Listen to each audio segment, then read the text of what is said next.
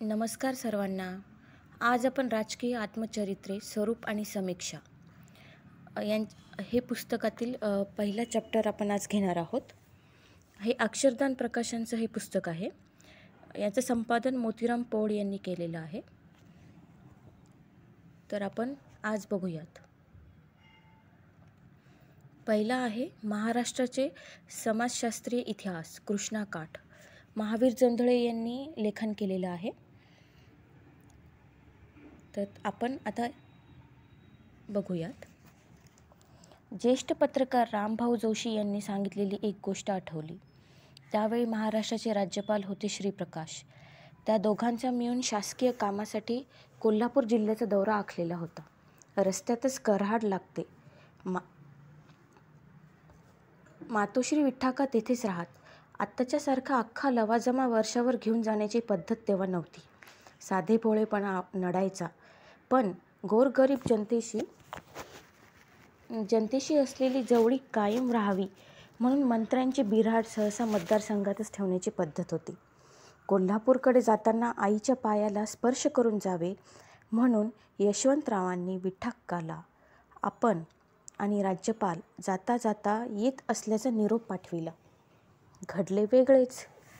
कात्रज घाटाच्या आसपास यशवंतरावांना तातडीने दिल्लीचे आमंत्रण असल्याचा संदेश मिळाला. गाडी कराडकडे न जाता परत पुण्याकडे वळली. विमान पकडून ते दिल्लीकडे गेले. परंतु राज्यपाल मात्र ठरलेल्या कार्यक्रमाप्रमाणे कोल्हापूरकडे रवाना झाले. जाताना यशवंतरावांच्या मातोश्रींना भेटण्यास ते विसरले नाहीत. राज्यपाल घरी आले. यशवंतराव येऊ शकले नाहीत असे त्यांनी सांगितले. छोट्याशा घरात टाकलेल्या घोंगडीवर श्रीप्रकाश बसले.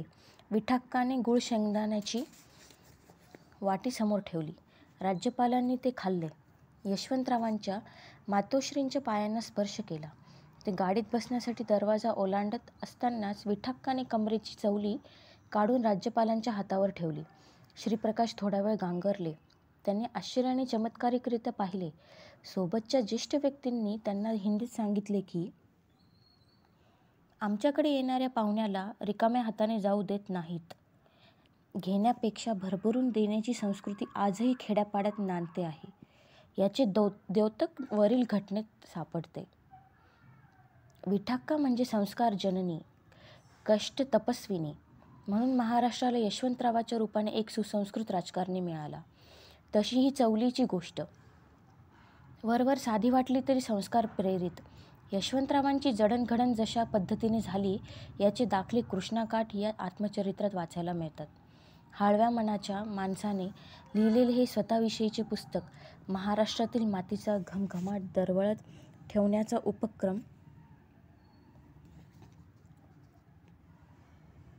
उपक्रमात सामील करून घ्यायला हवे.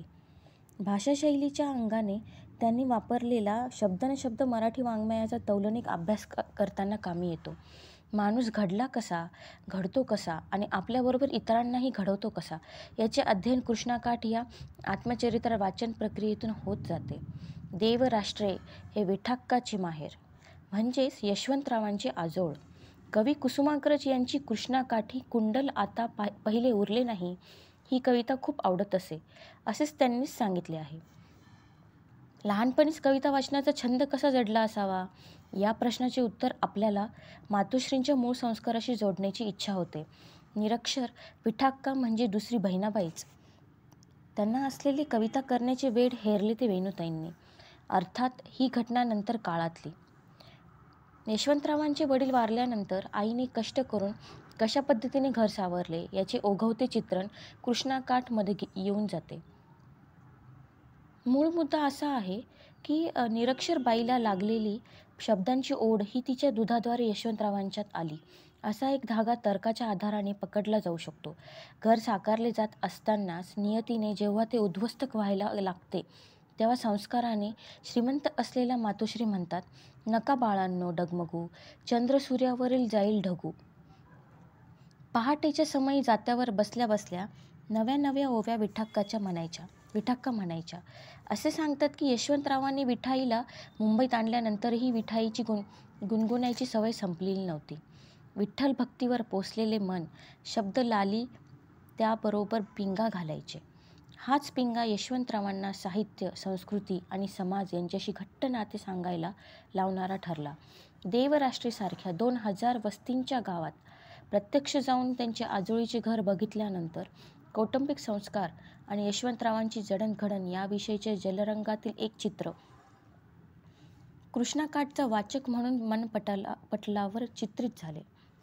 भाऊबंदकी, माहेर, सासर, पती गेल्याचे दुःख आवरून झाल्यावरही 4 मुलांचा संसार जमेतोवर त्याचे श्रेय पाठीवर बांधलेल्या ईश्वराला देताना कुठलाही कमीपणा स्वतःकडे घेतला नाही. हा तसा सगुण मातीचा गुण. ही सगुणता यशवंतराव चव्हाण यांच्यात आल्यामुळेच काही काळ आपल्याला सगुण महाराष्ट्राचे दर्शन होत राहील. ही दर्शनभक्ती कृष्णाकाठ या पुस्तकात दिसते.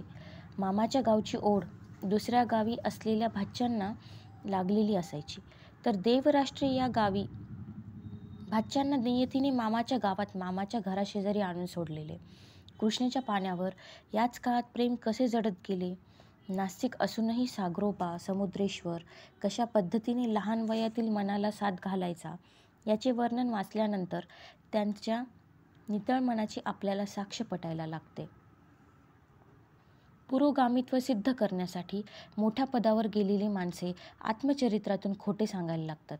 येथे या पुस्तकात ईश्वर नसल्याची जाणीवही असतानाही सागरेश्वराचे बोलावणे आनंद देणारे असते याची सुखद जाणीव मनाला देऊन जाते. एके ठिकाणी त्यांनी दुधारी, दयारी, ताकारी, तुपारी या नावांची गावे कृष्णाकाठावर का निर्माण झाली असा प्रश्न स्वतःशीच निर्माण करून नावामागील समाजशास्त्रीय कारणांचा शोध घेतलेला स्पष्ट दिसतो. तो असा की कृष्णाकाठी असलेली सुबत्ता इतकी होती की ज्या गावात ते जास्त पिकायचे किंवा निर्माण व्हायचे त्याचीच नावे कृष्णाकाठच्या लहान लहान वस्त्यांना पडत गेली. आपण नेहमी असे म्हणतो की नावात काय असते. गावात दडलेले असते समाजशास्त्र, समाजमन, समाज अंतःकरण आणि त्या अंतःकरणाचे विविध पैलू. कृष्णामाईच्या काठाकाठाने फिरणारे मन डोलणाऱ्या पिकाच्या ताटांची आणि कळसांची महती सांगताना क्षणापुरतीच निसर्गाशी नाते निर्माण करणारे नसते. महाबळेश्वरच्या डोंगरांच्या वळचणीतून उगम पावणाऱ्या 5 नद्यांविषयी लिहिताना ते म्हणतात, डोंगरांच्या वळचणीतून वेगवेगळ्या अंगाने वाट काढीत सपाटीवरून त्या धावताना दिसतात. या 5 बहिणींचे परस्परांवरील प्रेम मोठे अमर्याद. जन्मस्थळापाशी त्यांचे अस्तित्व वेगळे दिसते, पण ते तेवढ्यापुरतेच. जणू काही फुगडीचा फेर त्यांनी धरला आहे. हातात हात घालून गोफ विणून एकजीव होऊन जातात. गोमुखातून बाहेर उडी घेतात. मग त्यांना प्रश्न पडतो, कोयना कोणती, कृष्णा कोणती, वेण्णा कोणती. जमिनीच्या खालून वाटा काढून त्यांचा मिलाफ होतो. कृष्णामाई बनून त्या सागराच्या भेटीला जातात. त्यांना तरुण वयात निसर्गाचे झालेले आकलन हा आकलनबिंदू राजकारणात आल्यानंतर विशुद्ध समाजकारण करीत असताना उपयोगी पडला काय? निश्चितपणे असे सांगता येईल की या 5 नद्यांप्रमाणेच गुण्यागोविंदाने नांदणारा समाज निर्माण करण्यासाठी किंवा निर्माण व्हावा यासाठी त्यांनी केलेल्या प्रयत्नांचे धागेदोरे त्यांनी वाचलेल्या निसर्ग ग्रंथात त्यांच्या सुंदरपणात कशा पद्धतीने सापडतात हे कृष्णाकाठच्या पूर्वरंगात वाचायला मिळते. सागरेश्वराची ओढ ही विज्ञानवादी मनाला कशा पद्धतीने लागली, ते त्यात अधिक गुंतून का पडले नाही याचाही शोध आईने केलेल्या जीवनभराच्या कष्टामधून घेता येऊ शकतो, किंबहुना घ्यावाच लागतो. स्मरत नसताना वडिलांची जाणे, मामांच्या आधाराने वाढणे, खेड्यातील जीवन रहाटीप्रमाणे जगणे याविषयीच्या यशवंतरावांच्या नजरेने टिपलेले आणि अंतःकरणाने झेललेले, खंबीर मनाने पचवलेले राजकारणात पडल्यावर कशा पद्धतीने कामी येते हेही लक्षात घ्यावे लागते. एके ठिकाणी ते म्हणतात, सर्वांच्या वाट्याला आले तेच माझ्याही वाट्याला आले. मी त्यांचे भांडवल कशाला करू? ते सर्वसामान्यासारखे आहेत म्हणून मी त्यावर जास्त भर देत नाही. गावाच्या आर्थिक आणि सामाजिक पार्श्वभूमीवर गावकीच्या प्रश्नाकडे बघण्याची सवय आपल्याला झाली असे ते म्हणतात. गरिबीच्या पार्श्वभूमीवर खेड्यापाड्यात राहणारी माणसं माणुसकीला पारखी झालेली नव्हती. ही बाब ते मनाला ऊब देणारी मानतात. आजच्या खेड्यापाड्यातील वर्तमानकालीन परिस्थितीवर प्रकाशझोत टाकणारे यशवंतरावांचे हे भाष्य अनेक अर्थांनी क्लेशदायक ठरावे. सर्व समाज एक आहे याची शिकवण यशवंतरावांना लहानपणीच मिळाली, ती सनगर धनगर यांच्या जिव्हाळ्यातून, महार मांग चांभार यांच्या प्रश्नातून, मुसलमानांच्या घरोब्यातून. माणुसकीच्या नात्याचे बंध कशामुळे तुटले, असा त्यांना मोठेपणी प्रश्न पडला होता. जाती जमातीतील वैमनस्य ही समस्या कशी निर्माण झाली हे उमजत नाही, असे शल्य त्यांच्या मनात अखेरपर्यंत बोचत होते. एके ठिकाणी ते असेही म्हणतात, मला अभिप्रेत असलेली माणुसकी समाजाकडून दलित महार मांग चांभार यांच्या बाबतीत मात्र दिसत नव्हती. दलितांच्या जगण्याला जगणे कसे म्हणता येईल, ही एक पद्धतीची समाजरचना मोडीत काढण्यासाठी मुख्यमंत्री झाल्यानंतर यशवंतराव चव्हाण यांनी राबवलेल्या योजनांचा जन्म या वैचारिक पायातून झाल्याची साक्ष पटते.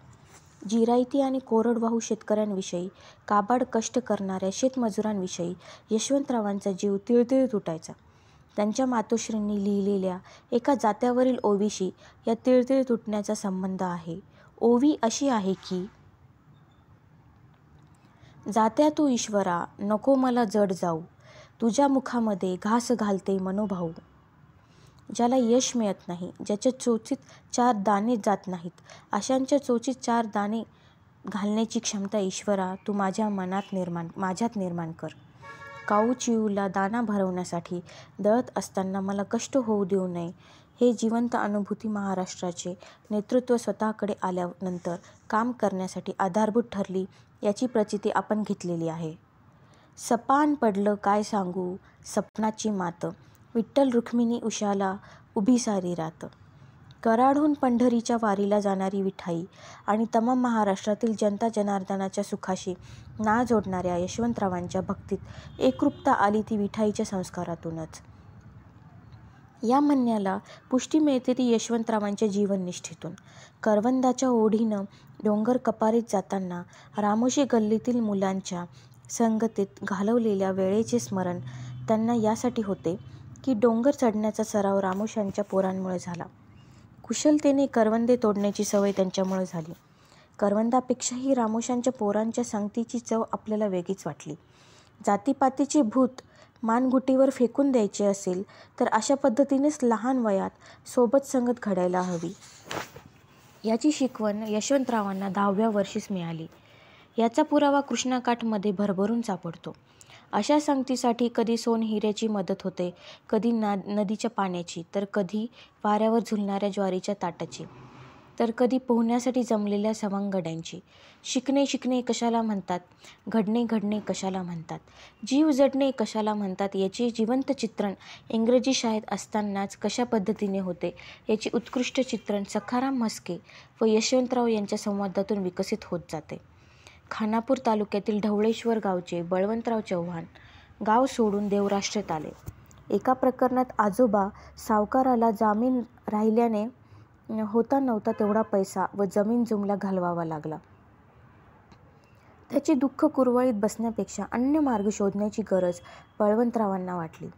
ते बेलीफ झाले, परंतु प्लेगच्या साथीत त्यांना मरण आले. पितृप्रेमाला वंचित झालेल्या यशवंतरावांची जडणघडण विठाक्काच्या मार्गदर्शनाखाली झाली. नाव विठाई. पुढे साऱ्या देवराष्ट्राची अक्का झाली. वडील वारले त्यावेळी यशवंतराव यांचे वय अवघे 5-6 वर्षाचे होते. कृष्णाकाठमध्ये ते म्हणतात, मरण म्हणजे काय असते हे मला माहीत नव्हते. वडिलांच्या मृत्यूने पहिल्यांदा कळाले. ती आठवण खूप व्यथित करणारी होती. माझ्या आईची समजूत काढणे कोणाला शक्य नव्हते. अनावर दुःखाचे वर्णन कृष्णाकाठमध्ये करताना त्यांची कसदार लेखणी पोरकेपणाच्या व्यथेला वाचकापर्यंत लिलया घेऊन जाते. नंतर कुटुंबावर